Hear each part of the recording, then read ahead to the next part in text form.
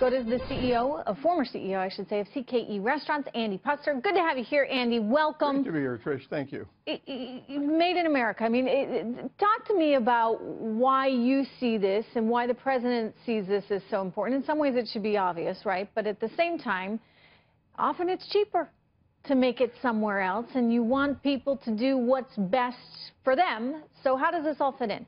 Well, not only do you want them to do what's best for them, but businesses are going to do what's best for them. So what we need to do is make it more desirable, easier for companies to manufacture goods in the United States. Director Mulvaney, OMB, Director Mulvaney had a Wall Street Journal op-ed on Meganomics, Make America Great Again Economics, in the Wall Street Journal last week. It talked about healthcare reform, tax reform, regulatory rollback, welfare reform, smart trade policy, smart immigration policy, infrastructure spending, all the things that the president wants to do, which are aimed at generating 3% economic growth. The more we can do to bring manufacturing back to the United States, the more we can make it desirable to do business here, which is something we've been doing exactly the opposite of for the prior 8 years under President Obama. If we can make it more desirable to make things here, you're going to see the economy grow. You're going to see jobs get created. You're going to see income inequality reduced.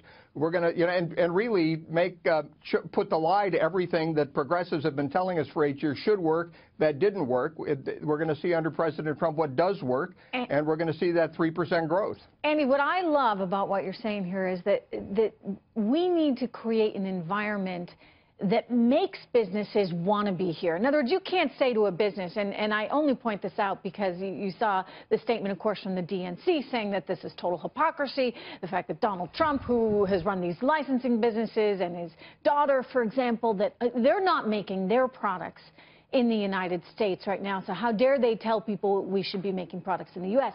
And what the DNC is missing in there is a very important nuance, which is that we have not, as a country, created an environment that makes anybody want to do business here. I mean, as I pointed out earlier, when Canada's got lower corporate tax rates, that's not good. We have the highest all-in the world. And Andy, I imagine you feel very strongly, as we just heard, this has to change. So how do you change it? Well, first of all, Congress has to start doing its job. We have a very, very good bill in the Senate right now, a very good health care bill that wipes out the mandates, wipes out the government coercion under Obamacare. It gets rid of the individual mandate and the employer mandate and replaces those mandates with consumer choice.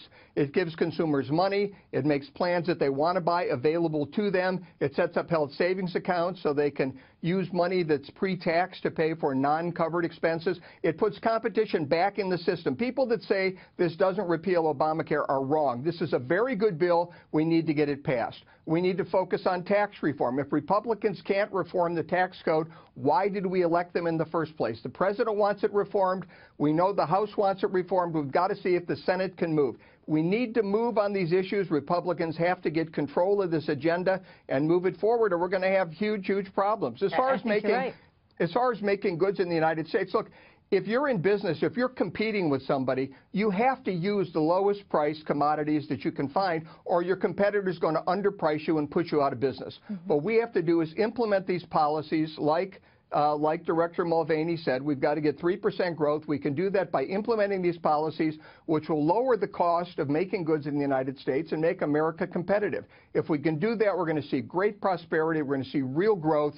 And we're going to show you what conservative economic policies can do that progressive economic policies never could and didn't do under President Obama. And Andy, I'll tell you, though, if it doesn't happen, there's going to be HELL to pay, because Americans sent Republicans there to the White House, to the Senate, to Congress, specifically to generate some economic growth. And if it doesn't happen, I think you've got real problems. So it's very important that all of these policies get through. And as much as people want to be distracted by sideshows, and there are plenty of them these days, there is actual work that needs to be done.